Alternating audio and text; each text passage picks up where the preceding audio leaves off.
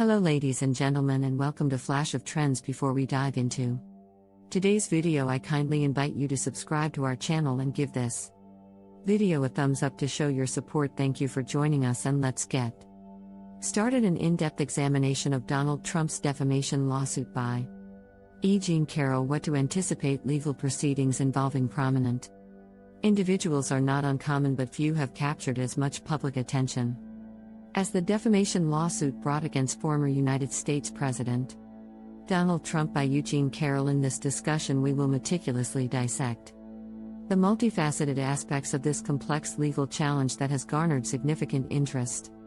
Introduction. Setting the stage. Legal battles involving high-profile figures are a frequent occurrence, but the case of Donald Trump versus Eugene Carroll stands out. Carroll has accused the former president of defamation, and this legal dispute has attracted considerable public and media scrutiny. In this exploration, we aim to provide an in-depth analysis of the case as intricate details. A landmark decision. Partial summary judgment. In a groundbreaking development, a federal judge issued a partial summary judgment in favor of Eugene Carroll. This momentous ruling confirmed that Carroll had convincingly demonstrated that Donald Trump had engaged in defamatory actions against her. The legal spotlight will now pivot towards the crucial task of determining the financial compensation owed to Carroll, a phase that promises to be a riveting aspect of this case. Trump's legal maneuvers. Request for damages reduction. As the stakes continue to rise, Donald Trump's legal team took an audacious step by requesting a reduction in the potential damages that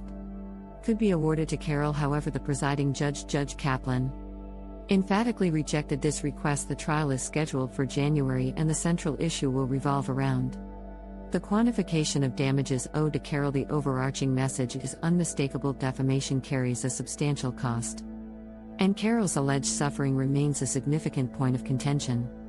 Trump's previous encounter with defamation charges. Amidst this legal drama, it is worth noting that Trump previously faced a $5 million penalty for defamation in response to Eugene Carroll's initial lawsuit.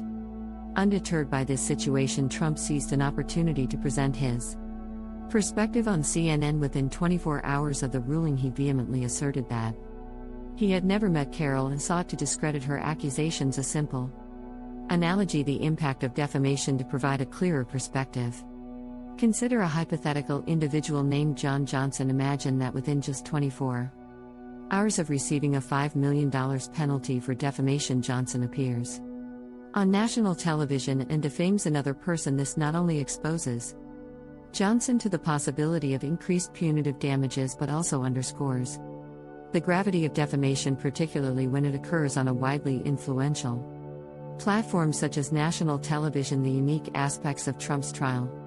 Returning to the forthcoming trial related to Donald Trump, this case is distinctive because it involves alleged defamatory statements made during his tenure as President of the United States. This adds an additional layer of complexity to the legal proceedings, sparking a range of nuanced considerations. In a prior trial, Trump was found guilty of abuse and defamation charges.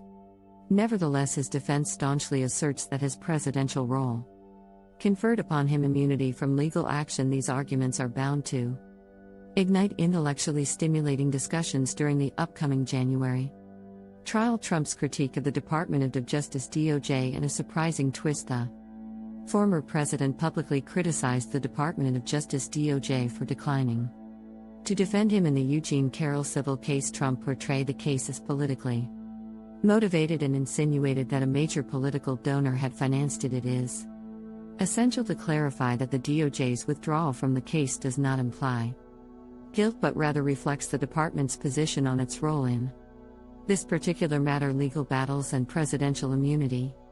Following the initiation of the defamation lawsuit, Trump's legal representatives made repeated efforts to have the case dismissed, citing the concept of presidential immunity. However, Judge Kaplan resolutely rejected their appeals, categorizing them as unsubstantiated and ensuring that the case would proceed to trial in January. Conclusion: stay informed and engaged. To stay informed about the developments in this case and to discover whether Trump emerges victorious or faces disappointment, we encourage you to subscribe to our channel.